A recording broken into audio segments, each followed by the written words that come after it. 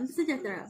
Ahli panel dan sidang hadirin yang saya hormati sekalian, bersyukur kehadirat Allah Subhanahu Wa Taala kerana dengan limpah dan izinnya kita dapat bersama-sama berseruah dalam forum anjuran Persatuan Syariah Malaysia Cawangan Negeri Terengganu pada pagi yang indah dan ceria ini. Jadinya, tajuk forum kita pada hari ini adalah berkisar tentang Mahkamah Syariah di Malaysia merupakan mahkamah kelas kedua. Jadi, semestinya ramai yang tertanya-tanya kenapa tajuk ini dipilih sebagai tajuk forum kita pada hari ini, bukan? Sebenarnya, baru-baru ini, semua negara tular dengan keputusan Mahkamah Tinggi Syariah Kuala Terengganu yang mana menjatuhkan hukuman sebat ke atas dua pesalah wanita yang cuba melakukan kesalahan musahakat ataupun dikenali sebagai lesbian. Ramai di kalangan masyarakat menyokong tindakan mahkamah syariah tersebut, walau bagaimanapun terdapat segelintir orang Islam sendiri dan bukan orang Islam yang mengkritik hukuman itu. Ada ingin hukuman itu dikaji semula dan ada yang menuntut agar hukuman itu dimansuhkan sekaligus, dan ada yang ekstrim lagi menyuruh membuat pemansuhan mana-mana kesalahan syariah di Malaysia. Sekaligus mereka menganggap Mahkamah Syariah di Malaysia merupakan mahkamah kelas kedua. Jadi bersama saya pada hari ini, Saudari Fatona yang merupakan pelajar daripada Universiti Sultan Zainal Abidin yang mengambil pengajian Islam Syariah. Selamat datang Saudari, apa khabar? Terima kasih kepada Tuan Pengerusi Majlis. Alhamdulillah, saya sihat-sihat sahaja. Terima kasih kepada ahli panel kita. Selesai kita berkenalan bersama ahli panel kita. Jadi, ayolah kita kembali kepada tajuk kita, iaitu Mahkamah Syariah merupakan mahkamah kelas kedua. Sidang hadirin yang saya hormati sekalian, sekiranya kita ingin melangkah lebih mendalam lagi, eloklah kita mengetahui bagaimanakah sebenarnya kedudukan Mahkamah Syariah di Malaysia ini. Adakah Saudari Fatona bersetuju dengan apa yang dinyatakan sebentar tadi? Bagi menjawab persoalan tadi, ringkas saya mengajukan soalan ini kepada ahli panel kita, Saudari Fatona. Mohon Saudari menghuraikan persoalan ini dengan lebih lanjut kepada kita. Bismillah, pembuka bicara. Terima kasih kepada Tuan Pengerusi Majlis. Assalamualaikum warahmatullahi wabarakatuh dan salam sejahtera saya ucapkan kepada hadirin hadirat yang saya kasihi sekalian. Okey, yang pertama saya ingin menerangkan apa itu sebenarnya Mahkamah Syariah. Okey, jadi Mahkamah Syariah ini dulu sebenarnya diberi nama Mahkamah Qadi. Dan sebelum berlakunya pemisahan di antara dua agensi, telah diberi kuasa untuk menjalankan peraturan dan peruntukan undang-undang pentadbiran Islam bagi setiap negeri dan daerah.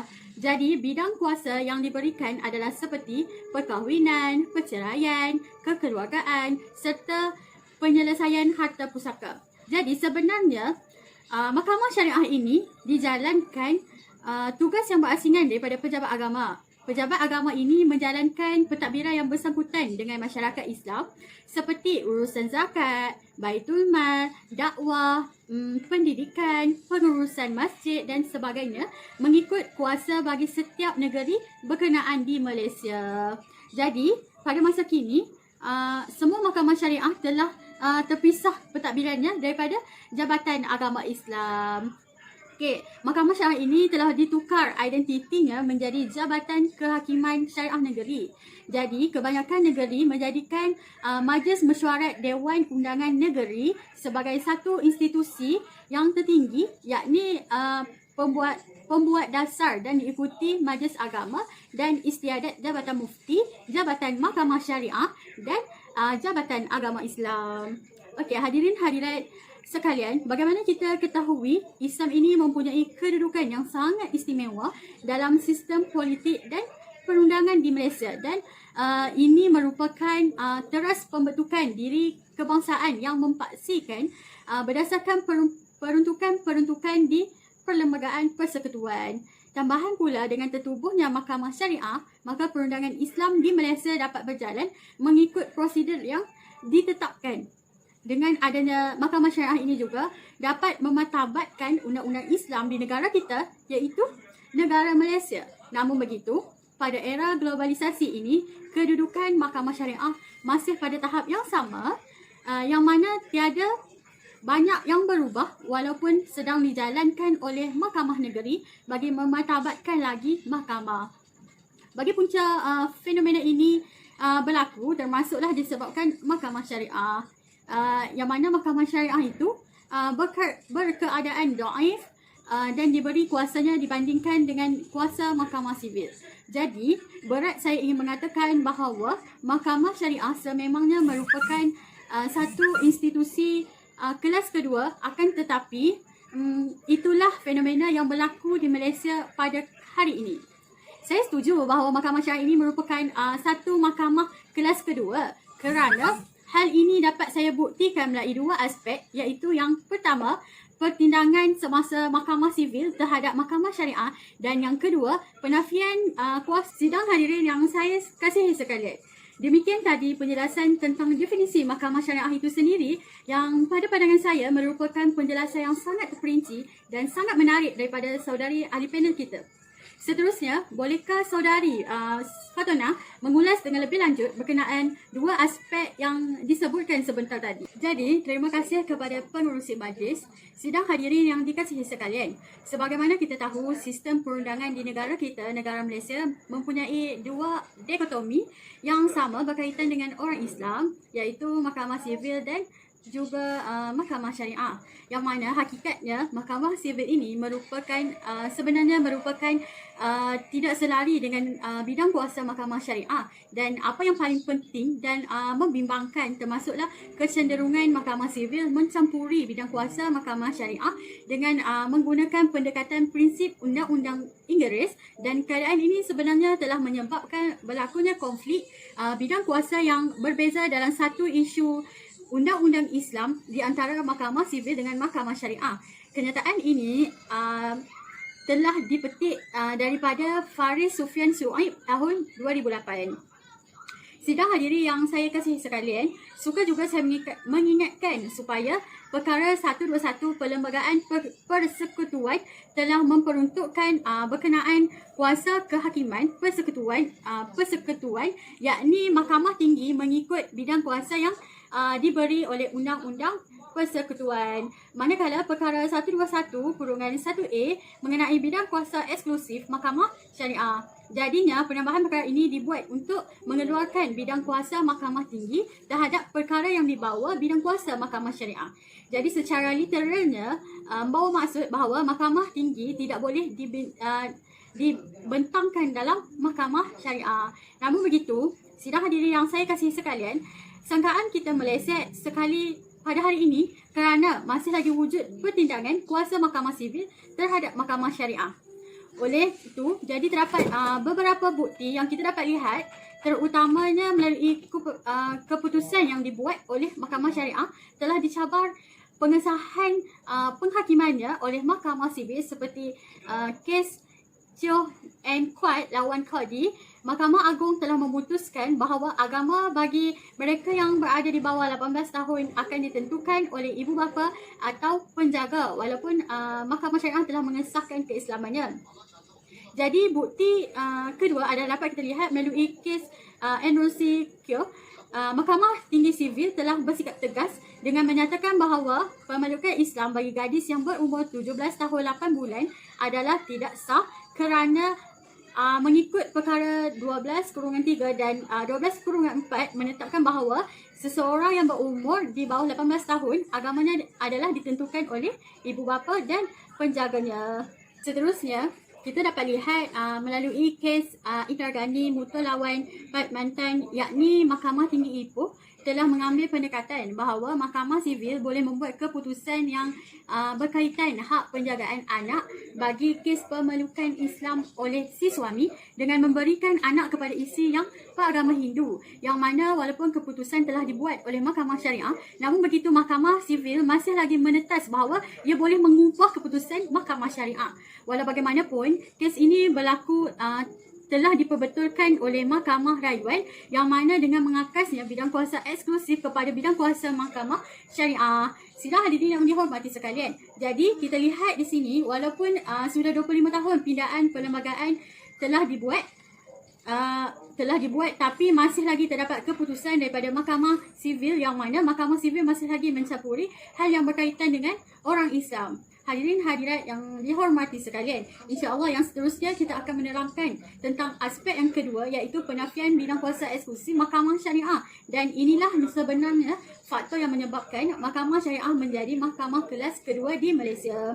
Sebagaimana yang dimaklumi, bidang kuasa eksklusif mahkamah syariah diberikan melalui perkara 121/1A. Perlembagaan merupakan satu pengasingan bidang kuasa antara mahkamah sivil dan juga mahkamah syariah. Hadirin hadirat sekalian, walaupun pindaan perkara 121/1A telah pun dilaksanakan, namun masih lagi terdapat keputusan mahkamah sivil yang tidak memberikan pengiktirafan terhadap kuasa eksklusif mahkamah syariah ini. Maka dengan itu dapatlah kita buktikan bahawa mahkamah syariah merupakan satu mahkamah kelas kedua. Senario ini dapat saksikan melalui beberapa kes. Yang pertama dapat kita buktikan melalui kes Datuk Khaha Shah binti Sulaiman vs Datin Fauzia binti Harun tahun 2008, yang mana Mahkamah Tinggi telah membuat keputusan yang merendahkan kedudukan mahkamah syariah. Hakim dalam kes ini telah memutuskan bahawa mahkamah syariah adalah lebih rendah daripada mahkamah sivil, walau bagaimanapun keputusan Datuk Khaha Shah ini telah pun ditolak oleh Mahkamah Persekutuan dalam kes Sukmawan Suswita Majar vs Ketua Pengarah Penjara Malaysia, yang memutuskan bahawa mahkamah syariah adalah sama taraf dengan mahkamah sivil. Jadi walaupun terdapat pindaan pada perkara 121/1A, perlembagaan telah memberi kuasa eksklusif kepada mahkamah syariah, namun masih terdapat peruntukan undang-undang seperti permohonan pentadbiran pusaka dan probate telah pun dibuat di mahkamah sivil. Jadinya mahkamah syariah ini sebenarnya tidak mempunyai kuasa yang keluarkan kecuali perkara yang berkaitan dengan perkara faraid. Jadi begitu juga dengan kes liwat yang masih boleh dibawa ke mahkamah sivil, walaupun terdapat peruntukan yang mana kes berkenaan di bawah bidang kuasa mahkamah syariah. Namun seterusnya, undang-undang Islam tidak bersifat tentatif dan boleh diaplikasikan kepada orang bukan Islam. Jadi kepada kaum muslim seperti Pentan, Kewangan Islam, Takaful, Pajak Gadai, yakni Arahnu, telah dibuat perundangan positif oleh Parlimen yang mengizinkan penggunaan undang-undang Islam sebagai satu bentuk undang-undang komersial dan pelaksanaan yang dikuatkuasakan di mahkamah sivil. Bagi khidmat saya, ini merupakan satu petanda baik bagi positifkan undang-undang Islam dan bagi menyelesaikan konflik undang-undang sivil antara sivil dengan syariah.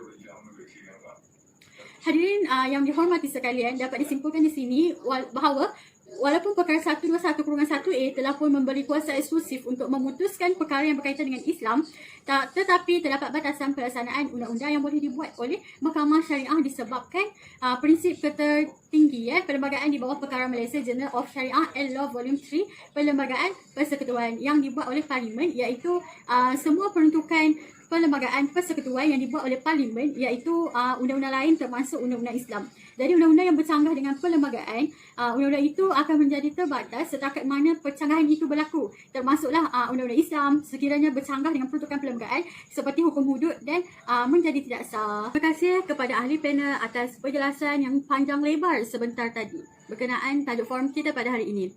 Saudari Fatona, adakah saudari ingin memberi pandangan peribadi atau cadangan atau kata-kata akhir bagi menutup forum kita pada hari ini? Tentu boleh saudari pengurusi majlis. Sidang hadirin yang dimuliakan sekalian, bagi khidmat saya, konflik antara mahkamah sivil dengan mahkamah syariah sehingga mencetuskan pertindakan kuasa antara dua mahkamah ini seharusnya dapat diselesaikan selepas berlakunya pindaan perkara 121/1A yang dinyatakan sebentar tadi.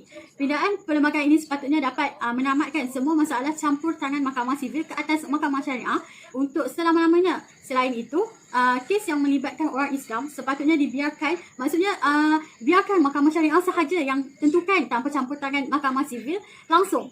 Okey, jadi sidang hadirin yang dihormati, apabila bidang kuasa eksklusif ini benar-benar dilaksanakan, ini akan membawa kepada bermulanya era kegemilangan mahkamah syariah. Institusi mahkamah di Malaysia menjadi satu akan membuat penghakiman ke atas orang-orang Islam di negara ini. Oleh itu, mahkamah sivil sepatutnya mengelakkan diri daripada melakukan campur tangan dalam perkara yang berkaitan dengan Islam yang hanya sepatutnya boleh diputuskan oleh mahkamah syariah, yang mana mahkamah syariah telah pun diberi bidang kuasa eksklusif. Jadi itu sahaja daripada saya. Wallahu alam. Assalamualaikum warahmatullahi wabarakatuh.